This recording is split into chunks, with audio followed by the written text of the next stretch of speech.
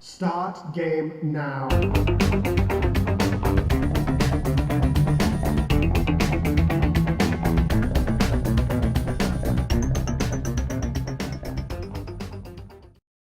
If there's one thing Dr. Doom likes, it's nuclear reactors. And that makes sense because today he brought me Reactor for your Atari 2600 system. And I have the special Canon edition of Reactor. Very valuable. From what I understand, it might be the only one of its kind. You can tell by the fancy graphics above.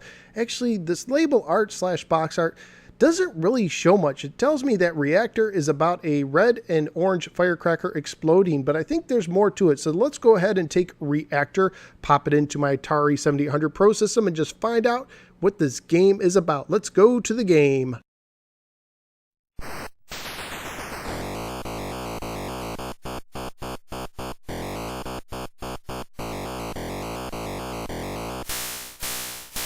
Reactor was published by Parker Brothers and carries a copyright year of 1983. It is based on the 1982 single-screen trackball arcade game by Gottlieb, who's better known for their pinball tables. It is for 1 or 2 players alternating. Now, Reactor is one of those games where if you don't understand how to play it, you will probably really despise this game. So hopefully I can help you understand it and further enjoy this game if you happen to have it or pick up a copy in the future. The goal in Reactor is to not explode, which is a pretty good goal for a video game. You control a small ship that is in the heart of a nuclear reactor. You lose a ship every time you crash into the outer walls. In the middle of the screen is the reactor core that is constantly growing, pushing you towards the outer walls. On the easiest levels and variations, it is also surrounded by a wall, but this wall won't hurt you. On more difficult levels or variations, the wall is missing and the core will pull you in and destroy you if you get too close to the center. Each level also has several enemy particles that will constantly bump into you and will attack you in small groups. These particles will vary in size and speed as you progress. The only way to defeat them is to bump them with enough force into the outer wall. Each round has a certain number of particles you need to defeat in order to progress. This number can range anywhere from 12 to 40 particles. Now, the number on the top left portion of the screen is the number of particles that have yet to be released on that level. On each side of the reactor is a set of control rods, and they are represented by little itty bitty tiny dots that might be hard to see at first. If you knock down a set on one side by knocking particles into them, the reactor core will shrink back down. If you destroy both sets, a new set will appear and you will earn an extra decoy. What's a decoy? I am so glad you asked. By pressing the button on the joystick, you can deploy a decoy that attracts the particles to it instead of you, and they bounce off of it.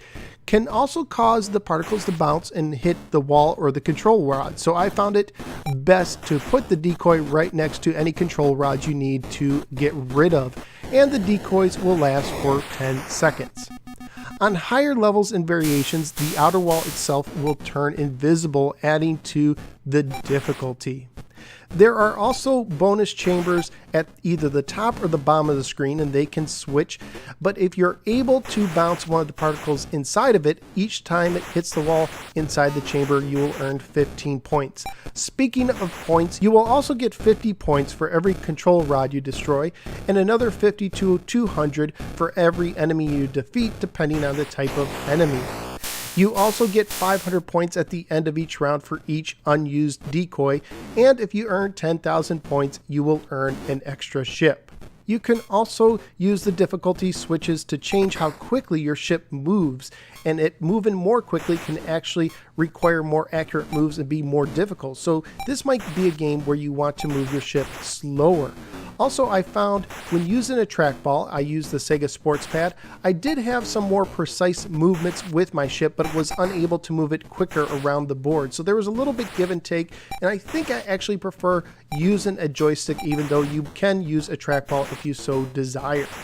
Graphically speaking, there really isn't much to the game. The core in the middle looks pretty good, but other than that, everything is really tiny and not very detailed. At least in my opinion, you can tell little differences between the enemy particles, but other than that, there's not much to write home about.